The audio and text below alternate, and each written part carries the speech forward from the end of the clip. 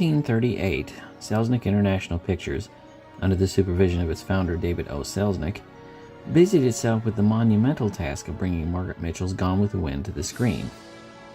In 1939, it busied itself with bringing one of the cinema's most monumental directors to America. Hello and welcome to the Best Picture Winners, a full-on survey of the films Oscar-crowned the best of the year. My name's Jerry, and I'll be taking a look at each film from each year of the Academy's first century and the people and events surrounding it. This time we're looking at Rebecca. America falls in love with Hitchcock, but the Directors Guild couldn't care less. The Academy of Motion Picture Arts and Sciences, the unifying body that gives out the Oscars every year, historically have a lot of strikes against them. Oversights of performances in movies that clearly deserved attention, added to a famously scandalous lack of diversity. But one of the most mysterious and generally aggravating missteps was their dismissal of Sir Alfred Hitchcock, who may have been one of the most popular and studied filmmakers of the 20th century, while many of his contemporaries, celebrated at the time, faded into obscurity. Even before he transplanted to America in the late 1930s, Hitchcock's films were already phenomenally successful back in his native England. His films were stylish, but what set them apart is that he never forgot his audience. His films weren't just art for art's sake, they were engaging. He involved you. You were part of the experience. His films were like a magic act, working in the area of suspense. He was a master of it. His stories were a fun bit of sleight of hand, but they never insulted your intelligence. He was more interested in the experience than making art. That approach apparently rubbed high-minded Academy voters the wrong way. Nominated for Best Director 5 times for Rebecca in 1941, Lifeboat in 1945, Spellbound in 1946, Rear Window in 1955, and Psycho in 1961, he never received a competitive Oscar. The consensus is that he was the victim of industry snobbery because they persistently rejected him. The feeling was apparently mutual. He saw the Academy as an exclusive and narrow-minded bunch of snobs who rejected popular entertainment in favor of work that was deemed important. He would have the last laugh. When he was given the Irving G. Thalberg in 1968, he accepted the award with quiet protest, a very brief "thank you," and walked away. And then in the wake of his death, his films became more appreciated, more studied than many of the filmmakers who won competitive Oscars. We're still watching his films, still having fun, still getting a jolt from the same thrills we've seen over and over. I mean, look, how many directors have their own theme music? Americans have always had a love affair with Alfred Hitchcock, but his films were already successful even before he came to Hollywood. His film career started in the mid-1920s when he was working in England as a writer for title cards and silent films, and then graduated to assistant director and then director of his first film, The Pleasure Garden, in 1925. His time working in his native country would include a successful run of films that included The Man Who Knew Too Much, The 39 Steps, Sabotage, and The Lady Vanishes. By the late 1930s, two forces would converge that brought Alfred Hitchcock to America: the British film industry and David O. Selznick. Hitchcock was given an opportunity to work in Hollywood when he was offered a sweet deal by Selznick, who was about to bask in the triumph of Gone with the Wind, which his company had just produced. He offered to bring Hitch stateside with a 7-picture deal, even realizing that a collaboration would be a clash of artistic and financial egos. Hitchcock was eager to leave England for a number of reasons, chiefly the sorry state of the British film industry, which was in decline. One reason was the war, which was expanding, causing the country's film industry to begin shrinking, as lower-budget films and morale-boosting propaganda became the mandate. Another reason was the Cinematograph Act of 1927, which was an act passed by Parliament and designed to stimulate the Britain's film industry. This required that a certain number of British-produced films be made and distributed within a 10-year period. It was put into action with the belief that it would stimulate a vertically integrated film industry, much like that which had emerged successful in Hollywood just after World War I. Per the act, a certain number of films had to be produced in Great Britain, in a British studio, based on British work, have a certain amount of British actors and technicians, and have been distributed by a British company. The problem was that the films released under the quota were largely films that were made just to fill the quota. They were known as quota quickies, cheaply produced films that were made to satisfy a mandate rather than make art or entertainment. This was the creative quicksand that Hitchcock was eager to escape. Hitch's first film made in America would be an adaptation of Daphne du Maurier's novel Rebecca. following his previous film, an adaptation of Du Maurier's Jamaica Inn, the last film that he made in England. He had tried to secure the rights for Rebecca a few years earlier, but it was snapped up by Selznick at the same time that he secured the rights to Gone with the Wind. Their collaboration was a titanic battle of egos and creative power. But before we get into that, let's run down the plot. And if you want to skip forward, you won't hurt my feelings. The story opens with a flash forward as we hear the narration from a woman who remembers dreaming about a mansion called Manderley, which, as we see it, is now a burned-out husk. Cut to a vacation spot in the south of France where a well-dressed man, played by Laurence Olivier, is about to commit suicide by jumping off a cliff. A young woman shouts at him to stop. He dismisses her but comes to his senses. And just a side note, both in the book and in the movie, the young woman is never given a name, so I'll just do my best. Later, this man and woman meet up again. The woman, played by Joan Fontaine, is the paid traveling companion of an obnoxious American woman, Edith Van Hopper, played by Florence Bates. The man is George Fortescue Maximilian de Winter, a redonkulously wealthy product of old money, a widower who made the news a year earlier when his wife Rebecca mysteriously drowned. Mrs. Van Hopper puts on airs and tries to charm Mr. de Winter, but he's more interested in her companion and starts seeing her on the side when the old girl ends up sick in bed. Freed from the droning Van Hopper, Maxim asks the young woman to go on excursions with him. He's captivated, but seems sidetracked when anything reminds him of his dear Rebecca. Nonetheless, the young woman falls desperately in love with Maxim, and the feeling is apparently mutual. But a problem comes up when Mrs. Van Hopper gets a letter that her daughter is getting married, and she has decided to cut the vacation short. The young woman makes a panicked attempt to locate Maxim as Van Hopper packs up to leave, and when she finds him, he makes an off-screen marriage proposal that is anything but romantic. I'm asking you to marry me, you little fool. They break the news to Mrs. Van Hopper, who makes an art of snobbery. She very rudely reminds the young woman that marrying Maxim de Winter requires knowing how to be a great socialite. Nevertheless, she and Maxim are soon married, and after a quick bippity-boppity-boo honeymoon, he takes her home to his estate called Manderley. Arriving there, the honeymoon is definitely over, as the new Mrs. de Winter is more or less derided by everyone, up to, especially and including the head housekeeper, Mrs. Danvers, played by Judith Anderson, an intimidating old bat who seems determined to make the new Mrs. de Winter as uncomfortable as possible. In fact, everyone seems to have an agenda for this poor woman, as they seem to expect her to pick up where Rebecca left off. It's probably not helped by the fact that the new Mrs. de Winter is so timid that she can't even raise the nerve to plant her feet and tell everyone to stop treating her like an obligation. She finds a minor port in the storm in the person of Maxim's sister Bernice, played by Gladys Cooper, who warns her that Mrs. Danvers was overly fond of Rebecca, which helps explain some of the hostility. Maxim's new bride falls into a deep depression upon the suspicion that she is just a rebound for Rebecca, and just at that moment she discovers a possible hint of Rebecca's last hours when she goes for a walk and discovers a small cottage on the beach that someone had apparently been living in. When she tries asking Maxim about it, he becomes very angry and explains that this is the same spot where Rebecca drowned. Stressed to her breaking point, her reputation with the house staff takes yet another hit when she accidentally breaks a small Cupid statue that was on Rebecca's writing desk. She hides it in the drawer, and later Mrs. Danvers falsely accuses the butler Frith for the misdeed. Things don't improve much when the new Mrs. de Winter comes clean about it. About this time, she also meets a man named Favell, played by George Sanders. He mysteriously and politely asks the new Mrs. de Winter not to mention that he was there. Remember that, because it's kind of important later. Maxim takes a small trip out of town for a few days, leaving the new Mrs. de Winter free to roam the house. That includes the East Wing, which was apparently Rebecca's exclusive domain. She finds Mrs. Danvers inside, and her cold demeanor has shifted somewhat. She seems eager and willing to give the new Mrs. de Winter a guided tour of the bedroom that includes Rebecca's furs, underwear, and a particularly sexy see-through nightgown. It becomes abundantly clear that Mrs. Danvers is a little bit, In a futile effort to break up some of the domestic tension, the new Mrs. de Winter convinces Maxim to have a costume party, an annual tradition that was a social staple with Rebecca. He is reluctant, but agrees in a sort of a fine if that makes you happy basis.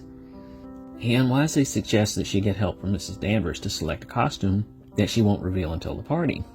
The costume, based on a painting of one of Maxim's ancestors, turns out to have been an exact copy of the last costume that Rebecca wore at the annual gala before her death.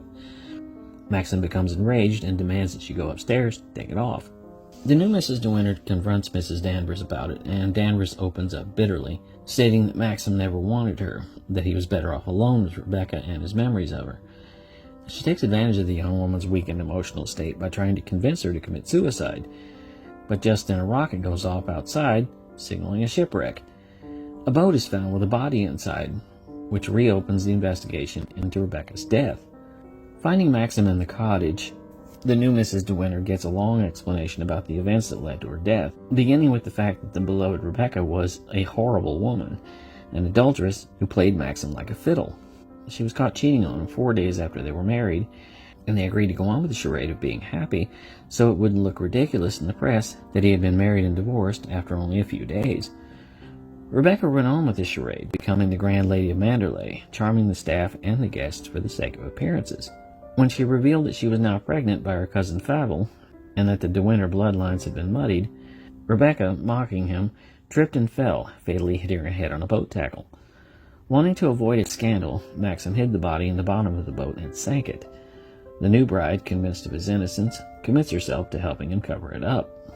Things seem to be going Max's way. A court inquiry rests comfortably on the idea that he may have simply identified the wrong body, perfectly normal under the circumstances, even when a shipwright testifies that the holes drilled into the boat's hull were drilled from the inside. The court makes the assumption that Rebecca's death was suicide. Unfortunately, Fable turns back up. Remember him? Bearing a note that strongly suggests that she did not commit suicide and intends to use it to blackmail Maxim.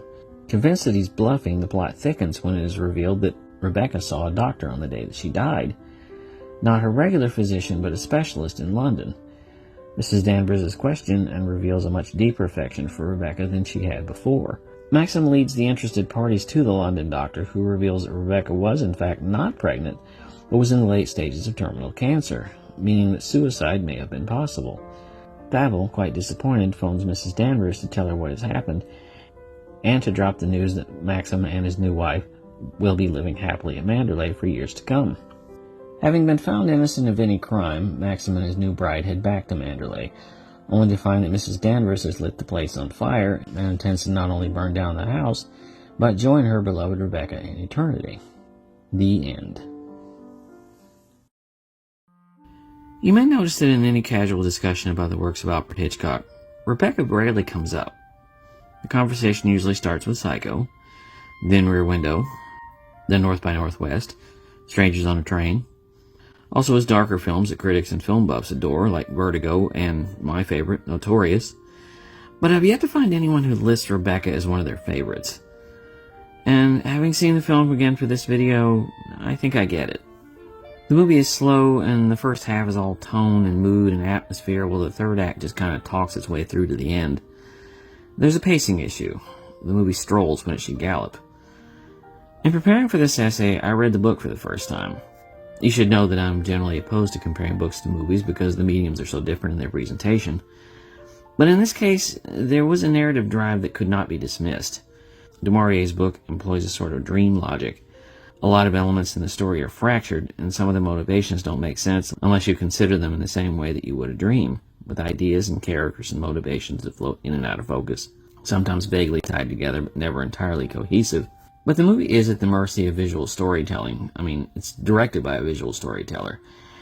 And I think the dream state of the book is forcibly grounded here, and often makes the story very dull and often frustrating. The narration at the beginning informs us that it's a story being told back through flashbacks, but the narrator never comes back into the story, not even at the end. Why is she telling us this? That woman, who is never given a name either in the book or in the film, has the story in the book seen through her eyes. We spend a lot of time inside her head. In the movie, everything happens logically, and I don't think that works very well. For one thing, Maxim De Winter is a shadowy figure in the book, distant and aloof much of the time, until the big reveal fleshes him out. He is purposely out of reach. In the film, he's right there in the cold light of day, and we're always asking questions that the movie never answers. Why did he marry this woman so quickly? Why was he willing to bring her back to his mansion and start over when the death of his wife was still waiting just offshore? I don't know, maybe if it had been a decade since Rebecca died, then I could see his motivations making a little more sense. But this is 12 months later, and given the still raw circumstances that led to Rebecca's death, it seems reckless, and a little thoughtless to drag this poor woman into the middle of this still brewing chaos. Also, there are motivations that don't make sense. Like, why is the new Mrs. De Winter so willing to get Mrs. Danvers' help with the costume ball, when the very last time she saw her, she was clued into the fact that this woman had clearly lost her mind? Plus, there's a motivation on the part of the new Mrs. De Winter that makes more sense in the book. In the book, she stands up to Mrs. Danvers after Maxim makes a confession about what happened to Rebecca, signaling her determination to stand by her man. In the film, it happens before that scene, with no prompting at all, and it feels like it comes out of nowhere. And I'm always struggling with the two halves of the film, the first and second acts, which effectively rolls out a slowly revealing mystery. First, the ghost of Rebecca, which still haunts this manor, and the still brewing legacy of what actually happened to her. But then, after the boat is found, all that atmosphere goes away, and the third act amounts to an episode of Murder, She Wrote, with all manner of inquiries, witnesses, revelations, and talk, leading to an ending that frustrated me in the book and in the film. Fable informs Mrs. Danvers that the happy couple will be coming home to live at Manderley, and with that, she decides to burn the place down rather than have a new woman move in. And the story just ends there. I guess Maxim is homeless now? I would certainly hope that he didn't keep all his money in the house. There's no sunrise, no indication of what happens next with Maxim and his new bride. Not even the treacly 30s banter that we usually get. "Oh, darling, you're safe. Yes, Mandel is gone, but we shall carry on. Yes, my love, and if this world runs out of lovers, we'll still have each other. Yes, darling, nothing can stop us now." Okay, I complain, but I don't want to sound like I'm completely throwing the film out the window. To its credit, this is one of the most beautiful looking films that Hitchcock ever made, with Oscar-winning cinematography by George Barnes, whose work ranged from Hitchcock's Spellbound to The Greatest Show on Earth, stay tuned, to War of the Worlds, Samson and Delilah, and one of my favorite curiosities, The Boy with the Green Hair. And the set design by Lyle Wheeler, also nominated, give Manderley an oppressive feel. Its opulence stated in wide rooms and high ceilings, managing to feel expansive and confining at the same time. They dwarf this poor woman and make her seem small and out of place. And story-wise, I am interested in the power play that pulls her in varying directions based on what the other characters know and feel about Rebecca. Maxim is shaken by the charade that he was forced to endure under his first wife's cruel intentions. Fable, much like Rebecca, is heartless in the manner in which he tries to blackmail Maxim. He's a shadowy reminder of what Rebecca was behind the scenes. And Mrs. Danvers, who was, let's just say it, in love with Rebecca, while also aware of the mind games that she was capable of playing. All of this is laid on Maxim's poor bride, who bears the brunt of all of the heaps of melodrama that she had nothing to do with. I think that leads into why I'm underwhelmed by this film, because the ending doesn't really arrive at a place where all this finally comes together. There's a lot of exposition, but nothing called a resolution. The third act, as I say, just talks. And I think the power struggle between who this woman is and the ghostly specter that she's expected to mimic was handled way better in Vertigo. I don't know if the issues with Rebecca weren't part of the struggling collaboration. Selznick and Hitchcock were not, by all accounts, collaborators. Hitch was an auteur before that term really became known. He believed that film should function in the same vein as the works of a painter or composer, that it should come from a singular voice. That, of course, didn't sit well with the man who was rolling out the dough. Selznick was a man who believed that the producer was the auteur, and that the director was only a functional component, as evidenced by the fact that Gone with the Wind had gone through 3 directors. He saw in Hitchcock a man who was known for his great work in England, and offered him a 7-picture contract, with the first picture being an adaptation of The Sinking of the Titanic. But realizing that that idea would be, needless to say, expensive, they switched gears into something more manageable. Years earlier, Hitch had read an early copy of Daphne du Maurier's book Rebecca, and tried to buy the rights. But 2 things stood in his way. It was expensive, and it had already been snapped up by Selznick. When Selznick and Hitchcock settled on adapting du Maurier's book, the problems began almost immediately. Selznick wanted fidelity to the book, an approach he took with Gone with the Wind, but Hitchcock wanted to use it as a vague framework, a template from which to create something more cinematic. Though he had adapted books before, and he would again, he never felt bound to the work and often veered off into his own direction. Selznick, meanwhile, was worried about devotees to the original book, and felt that they wouldn't stand for anything less than what was on the page. Hitch would later state that every scene, every motion, every change in the script had to go through Selznick first, and that didn't sit well with a man who had earned a hard-won reputation in England for doing best when left alone to create. John Fontaine would later reveal that the biggest aggravation was that when Selznick came on the set, production would shut down, and it drove Hitchcock crazy. So too was Selznick's demand that Hitchcock only shoot the footage that he needed, which essentially robbed the director of final cut. This slowed the director down because his process often involved having the entire movie totally organized in his head before shooting. He often said that the actual shooting was the more dissatisfying part, since he'd already seen it in his mind. But that butted up against Selznick, who wanted du Maurier's book on the screen and rejected Hitchcock's vague interpretation. Hitchcock left Rebecca with a sour taste for Hollywood and the men who ran it, although he and Selznick did remain friends. Of the 7-picture deal that he made with Selznick, they would only make 4 together: Rebecca, Spellbound in 1945, Notorious in 1946, and the talky courtroom drama The Paradigm Case in 1947. The rest of their contract would be filled out with Hitch being on loan to other studios. Selznick would peak at this point with Gone with the Wind as his legacy, while Hitchcock would go on to become one of the most celebrated directors of the century. Legend has it that the character of Mr. Thorwald in Rear Window was physically based on Selznick. Despite whatever problems existed between Hitchcock and Selznick, not every issue with the film came from their collaboration. Some of it had to do with the pressure of the demands of the Hays Code, that unfortunate watchdog mandate of self-censorship that kept supposedly harmful content out of American films. The demand on Rebecca mostly fell on this scene, in which Maxim reveals the details of Rebecca's death. In the book, he says he was so overcome with rage that he pulled out a gun and shot her. Per the code, this was not allowed, since a character could not commit cold-blooded murder and get away with it. So it had to be changed in the film to a less dramatic accident of having Rebecca trip and strike her head on a boat tackle. Personally, this doesn't work. For me, it kind of pulls the rug out from under the new bride's determination to help him cover it up. Amazingly, what did manage to get by the Hays office was a change to the character of Mrs. Danvers. The book gives some background, tipping to the fact that Mrs. Danvers was her governess and basically a surrogate mother, and had raised Rebecca since childhood. That part is not mentioned in the film version, so what remains is a very tasty queer subtext of Mrs. Danvers having had romantic and or sexual feelings for Rebecca, as illustrated in the scene in which she fawns over her underwear and keeps the sexy nightgown under her pillow, and makes loving remarks about being in the room when she took a bath and got undressed. This is an unusual turn. The movie provides a gay subtext that du Maurier in her book went out of her way to avoid.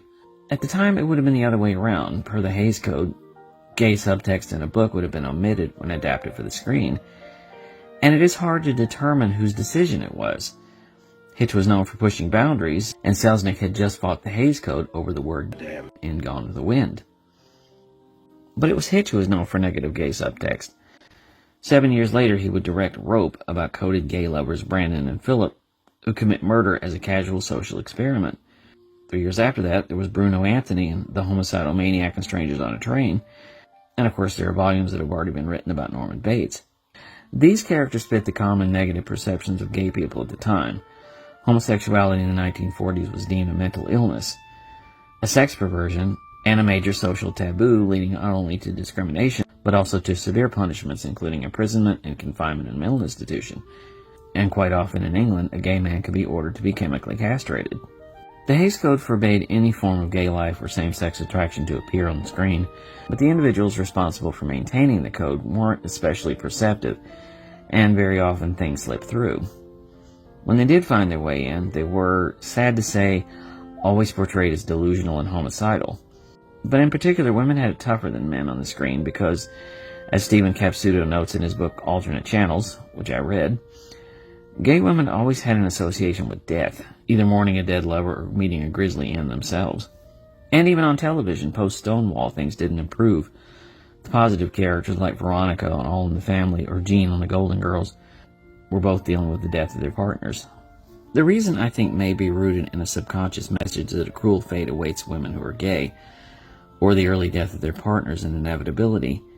In some way, this path will lead to death or heartache or loneliness. The message is that gay women cannot find love, cannot find stability, that it's a wicked lifestyle that will always end in death and or heartbreak. For Mrs. Danvers, it goes even further. She perishes in the flames of Mandalay, strongly suggesting the flames of hell await her for her sinful lust. And this is, of course, ridiculous. We're far more educated and enlightened in the 21st century. We know that being gay is not a lifestyle choice. It is based on sexual orientation, a complex of biological, environmental, and genetic factors that come into play long before puberty. But movies are a window of the times in which they are made, a peek into the actions and attitude of another generation.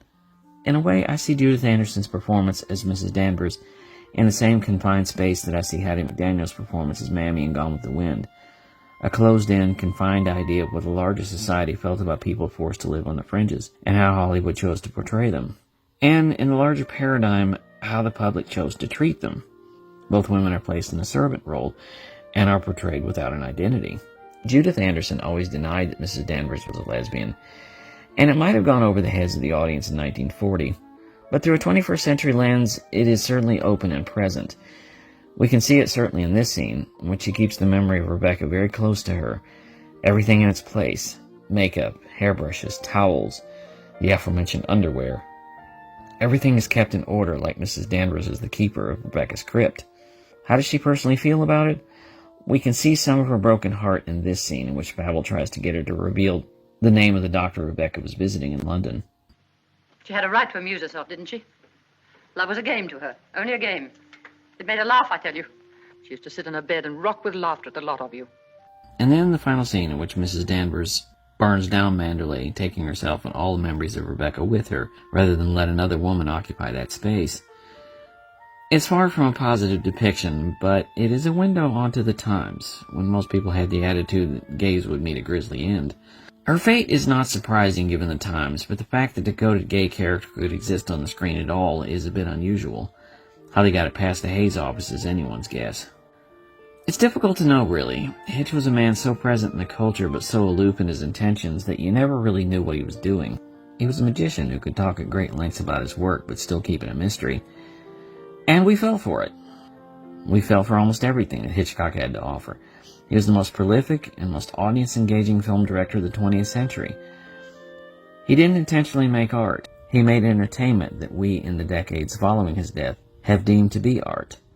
His five-alarm snub from the Directors Guild gave him a sort of legitimacy with movie audiences. He lost to John Ford for Grapes of Wrath, Leo McCarey for Going My Way, Billy Wilder for The Lost Weekend, Elie Kazan for On the Waterfront, and Billy Wilder again, this time for The Apartment. All fine films, but I wouldn't want to spend a weekend with any of them rather than indulge in Psycho, or Vertigo, or North by Northwest, or Rear Window, or Dial In for Murder, or Strangers on a Train. I think those films by themselves make for a pretty good evening.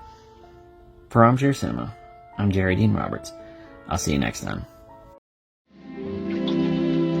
Look now, you are king in the chapel, but I will be queen in my own kitchen. You will be queen wherever you walk.